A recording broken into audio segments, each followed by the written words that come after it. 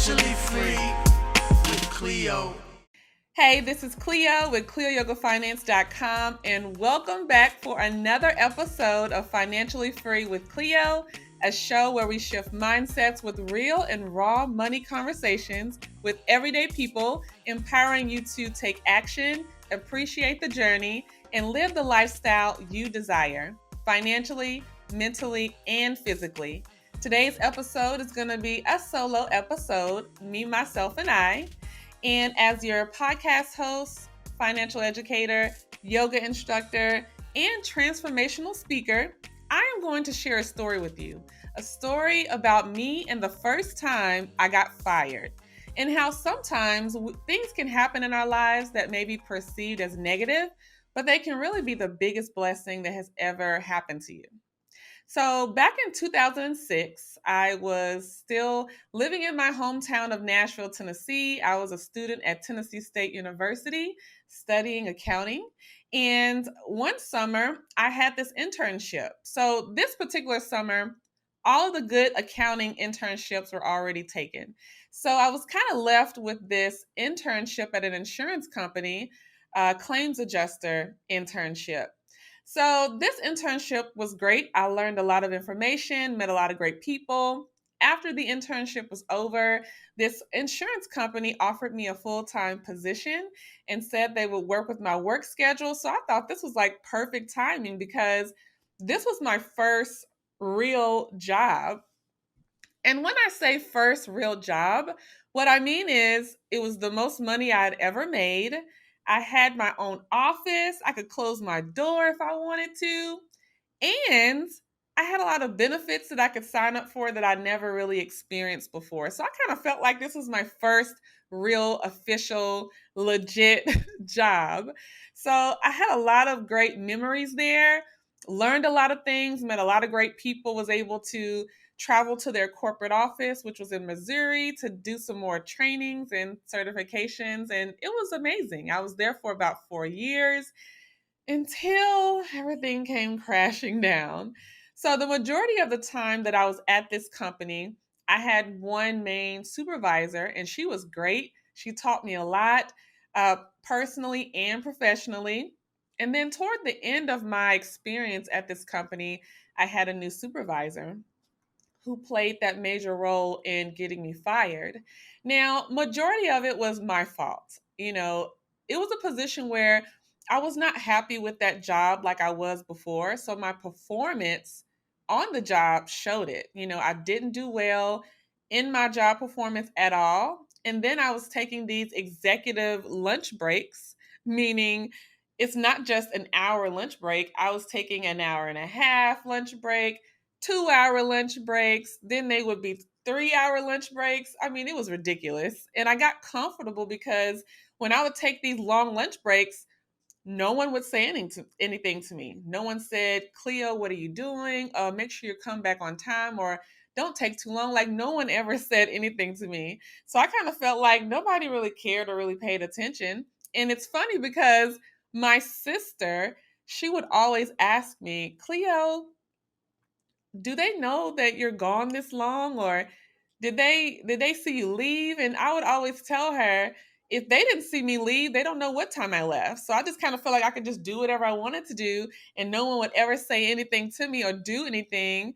Yeah, I got real comfortable, and I started to take advantage of that as well. So the majority of the reason of me being fired is my own fault by not doing the work.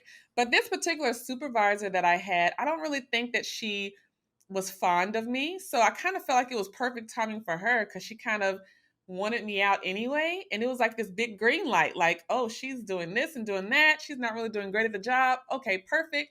Perfect way for me to just get her on out of here.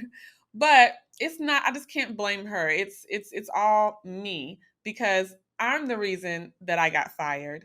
The branch manager at the time, he had this sidebar conversation with me and told me that he didn't want to fire me, but based on all of the supporting documentation my supervisor had, he really was in a position that he had no choice, which I understood. It's business, it's cool.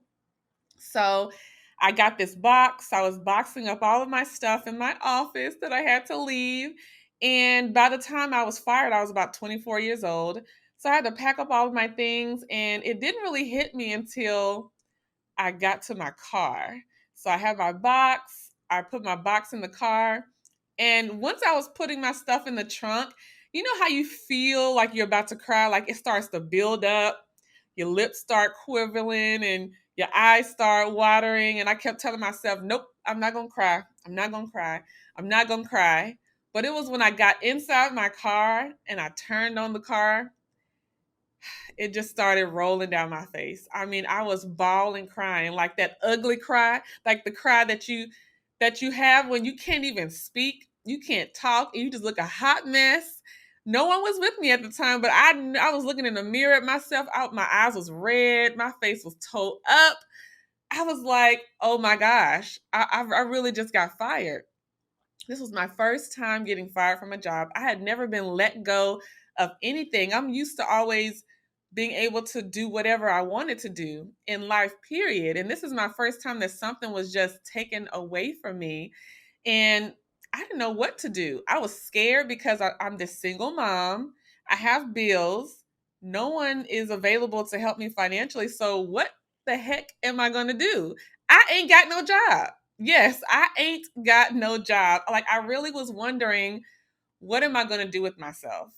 I was living paycheck to paycheck. I didn't have any savings. And the only investment that I had at the time was a 401k. It was about $5,000 in there, and I cashed it out. Big mistake. But at the time, I just didn't know when I would get another job. I didn't know where my next dollar was going to come from. So I felt like that was the money that I needed to use to pay my bills until I got something else. Now, of course, that $5,000 did not last. We know how quick $5,000 can go by. But it just gave me that reminder that this is not a good situation to be in. That's one of those examples where it's great to have money saved. It's great to have money invested because you never know when your main stream of income, which at that time, that was my only income source. You never know when your income or incomes will stop or slow down. You need money to pull from. And that's going to either be savings or investments. And I didn't have the savings and I barely had an investment that I cashed out. So this was just a reminder that, Cleo, you really need to figure some stuff out and see what you're going to do next. And then fast forward 2 years later, I was evicted from my apartment. Then fast forward another year later, that is when I decided to relocate from Nashville, Tennessee. At that point, I just felt like I needed to do something different, and I had never lived anywhere else in my life, and I felt like relocating was my answer. And that's exactly what I did.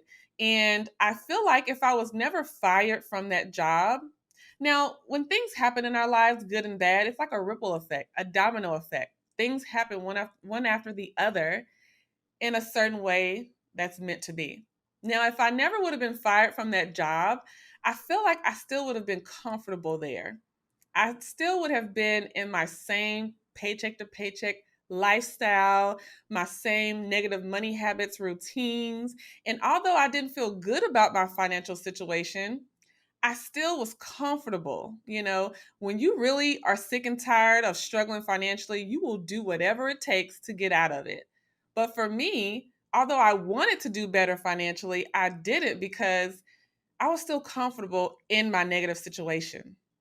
Sometimes we don't believe that. We are in denial, like straight up denial that we don't want to be in this negative situation. But we can say whatever we want, right? Just like we tell other people, you can tell me whatever you want, but it's your actions, right? But we have to tell it to ourselves too. If you want something, what are you doing to change? What are you doing to get it? And if your actions isn't showing, if your actions is not matching up with your words and your thoughts, then you ain't talking about nothing. You ain't thinking about nothing. You aren't about anything if your actions aren't showing up every single day, every single week. So I was in that position where I realized, wow, I am actually glad that I was fired. Sometimes we need a reality check. Sometimes we need a lot of lessons learned. Sometimes we need some experiences to really get it. Sometimes we don't get the first time. Sometimes it takes multiple experiences to really have something to click in our minds that we really need to change our lives. So everything that happens in our life is for a reason. Trust that journey, trust that process, trust what is happening. I know it may not feel good at the moment, and you may not even understand why it's happening, but trust that it's happening for a reason. When great things happen in our lives, it's easy to enjoy it, right? Because it feels good. But when things happen in our lives that may feel negative or bad, we always question why. Why is this happening to me? Why am I experiencing this? Why? Why me? Why me? But just stop and just take a moment and acknowledge what is happening, accept what is, and start focusing on the things that you can actually control. It's okay to deal with those emotions because you have to. It's unhealthy not to acknowledge your feelings and emotions. So if something happens, it's okay to feel sad, mad, angry, scream, cry, talk to someone, get it out. We need an outlet. Because if we don't, we will go crazy. So you have to get it out. Talk to someone. We need healthy outlets. We need those outlets to really help us heal and move forward and push through. So take a moment, but don't dwell in the negativity now. We're not saying you need to be crying for several days, weeks, months, and years. No, get it out. And now let's come up with a game plan to move forward.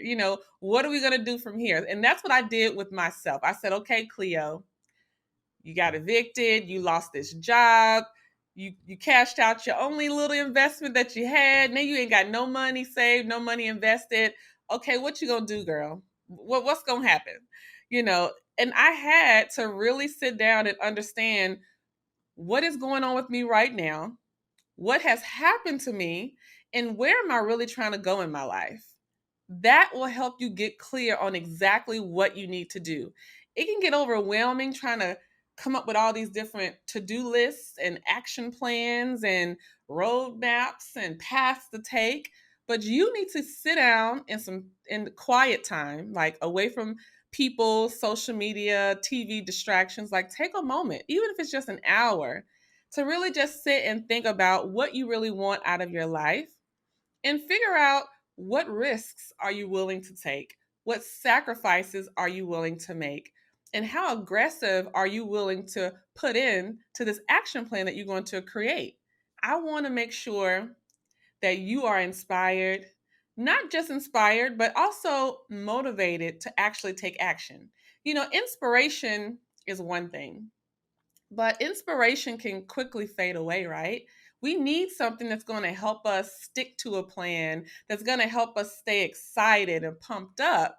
And that's going to help you by first getting clear about what it is you really want to do with your life, who you really want to be, and what experiences you really want to have in your life. So, if anything, not if, let me change that. When negative things that are perceived as negative happen in your life, just remember that they are happening for a reason. You may not learn that reason now. It may be much later. It may be weeks, months, or years later before you really find out why that experience happened to you. But just trust that it is for a reason and it's going to prepare you for that next opportunity. There are so many opportunities that I've experienced, and I know it was because of things that I experienced in my past that was preparing me for it. So nowadays, I just go through life differently. When I was 20 or 25 or even 30, when I would experience things that are negative, I would respond differently. I would deal with them differently. But now I'm 35 years old and I definitely see things through a different lens with a different mindset. I don't take things too personally. I just want to make sure I'm the happiest I can be, stress free. That's why you can't really be too hard on yourself when negative things happen because it's just part of life. Sometimes things work out the way we want and sometimes they don't. But you know what? I'm still alive. I'm still in good health and I still have another day to try again or to start something new or to improve myself so I can be better on the next chapter of my life. So I just want to encourage you to think about that. Set some time this week to really get clear about what you really want to do. And if there's anybody out there who has ever experienced getting fired from a job, please share with me. You can send me an email at hello@cleoyogafinance.com, or you can share you listening to this podcast, listening to this show, or watching it. Share it on social media and tag me in it. Send me a DM and just share your firing story with me. I know I'm not the only one out here that has been fired from a job. And I know sometimes when we get fired from jobs, sometimes we really care and sometimes we don't care. But yeah, share your fire stories with me. And I would love to see how you handled it and what you may have learned from it. And those lessons learned can really help someone else deal with the same thing. So I want to make sure that you are also stepping outside of that comfort zone. A lot of times we are comfortable in that negative comfort zone. And sometimes we hear, get outside of your comfort zone. Well, it's true. It is true. If I would have stayed at that job, I would have stayed in that comfort zone. Even if I felt that I was in a negative financial situation, I still was too comfortable to level up. We always want to elevate, right? And level up, but sometimes we're not putting ourselves at the forefront to really take on those new responsibilities. So what do? We just stay in the comfort zone. Even if it's stressful, we still stay in the comfort zone. We're too comfortable here to really move forward. So I want to encourage you to take that next step.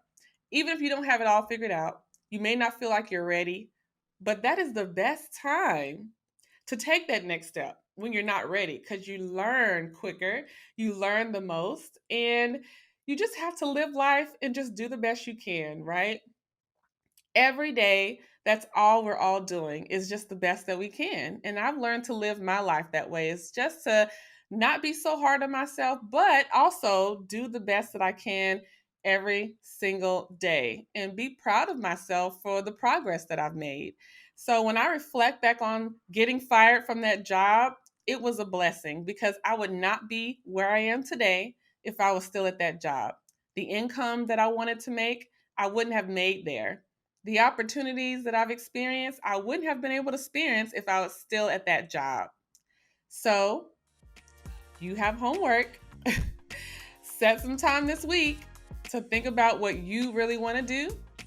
And although it's the end of the show for this week, I still want to encourage you to do the best that you can. And as you navigate through your financial journey, don't wonder what if, take a risk, and have a productive week.